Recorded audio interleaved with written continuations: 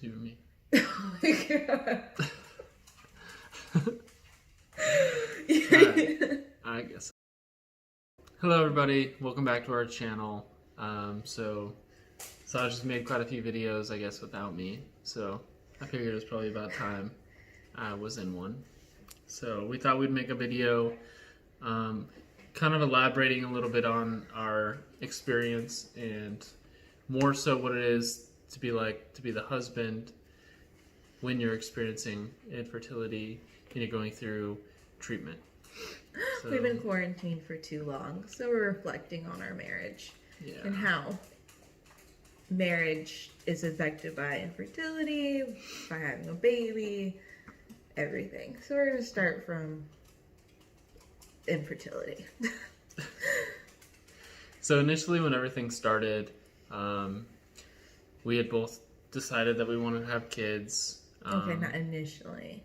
After a year of us being married. Okay. There you go. Yes. So after a year being married, we decided that we wanted to have kids. I told her that I would like to have kids before I'm 30. Be done having kids before he's turning 29 this year. So she felt kind of rushed. So we tried for a year, and from the beginning, she was tracking everything. Even like starting with November was when you got off birth control, and then we pretty much hit the road running. She was tracking everything when she was ovulating. She started buying little strips to figure out when the best time was to try to conceive. How did that make you feel? Well, I mean, so at the beginning, as a guy, that's not anything to complain about. But I think once we got it, about a year into it, it just kind of became like a mission. Like, this is what we have to do. So you didn't care until like we hit that like year mark. Like me telling you I was ovulating and like it had to be done. I didn't think that was really necessary. I thought that, let's just, everybody else that I know, especially military people out there, they just have kids, like no issues whatsoever. And I thought that was what was going to happen. And then all of a sudden she's kind of stressed out because it didn't happen the first couple of times. And then that stress kind of eventually kind of wears down on me as well. And, but ultimately I think once we hit that year mark of trying and we got even more like strict on like when to have intercourse and stuff, I think that it takes away the intimacy, and it's more of like a job. I think it affects more than that too. Like your whole marriage kind of changes. Like you don't have fun anymore. You're here to give me a child and then help pay bills. That's about it. When I found myself, a lot of times, like I felt bad because you took the blame, even though we are still unknown. We don't know why we experienced infertility. Speaking from like the man's side of it, we want to fix everything.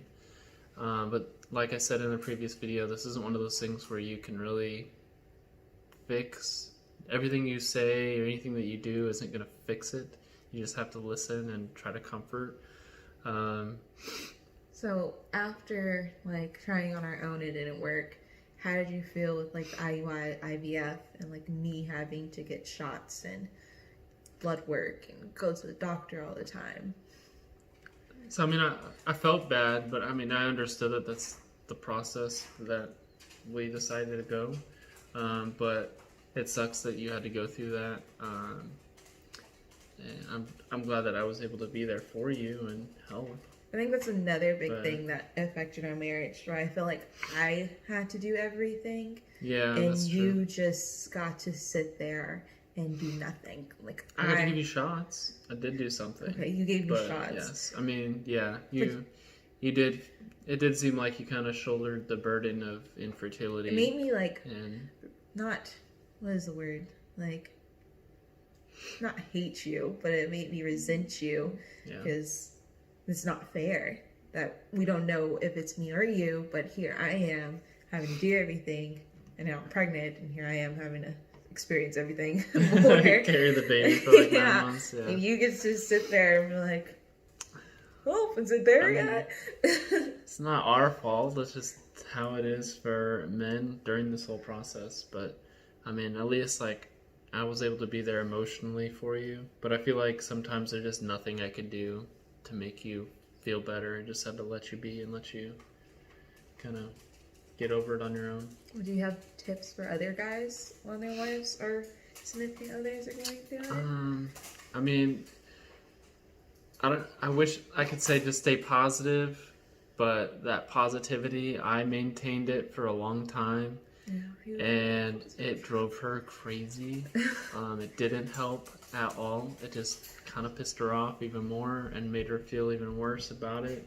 Yeah, because you weren't being realistic. You're being so optimistic. Optimistic. The glass is always full. There's not even half full. Like, it's full. And I'm like, no, there's a crack in the glass. Like, we should handle this crack. Well, I mean, the advice I have is just, comfort her and, I guess just love her. Show her that you love her and make sure that you let her know that this isn't just her fault or make sure it's mutual. This whole process is a mutual process and you're a team and you got to go through it together. I think another good tip, which I learned towards the end, is hopefully your cycle doesn't come, but if it does come, plan something. Give yourself something to look forward to. Like, okay, if this doesn't work this month, we're going to do something I couldn't do if I was pregnant. Like, we're going to go drink or eat sushi or go on a roller coaster, go to an amusement park. So every month, if it doesn't work, you have something that you and your partner can do, not to celebrate it not working, but at least to have fun with each other. And we even went on a cruise right before we did do IUI or IVF. IUI. IUI. So we went to San Diego before IVF. Yeah. So we just try to take that time to really get away from reality for a little bit and relax. That way before IUI and before IVF, we were kind of relaxed, refreshed, and not as stressed out, I think. Because, on top of infertility, we're both starting out our new careers. I was still in school, and then graduated, just started a new nursing job. She's been in school and work. We both work full time. So there's a lot going on, and I'm sure there's a lot in everybody else's lives that's going on top of infertility. So the biggest thing, and it's a huge trial on a marriage, but you just have to stick together and be a team and help each other out. Yeah, because it's emotionally draining, financially draining, and you lean on your partner a little bit more, but then you also push your partner away at the same time. So I think you have to find that happy medium to where you know that you're in this together to get over this hump. Because it's definitely hard on a marriage, to say the least. I think one of the biggest things, especially with a lot of the YouTube videos, I know there's a lot of people out there that are going through the same struggles, but I feel bad because most insurances don't cover IVF, IUI. So I really recommend pace yourselves. I know everybody going through this process, it's frustrating, but it's so expensive. So just, if you're going to go the IVF route or IUI, just pace yourselves. Don't go bankrupt trying to have a kid, especially right now with this whole coronavirus and the economy is just crashing. So I think. So. Any more tips? No. I know. There's only so many tips you can give in this situation. Because, then you get pregnant, and then your marriage changes again. It's a whole new obstacle. But I think that's all we got. Yeah.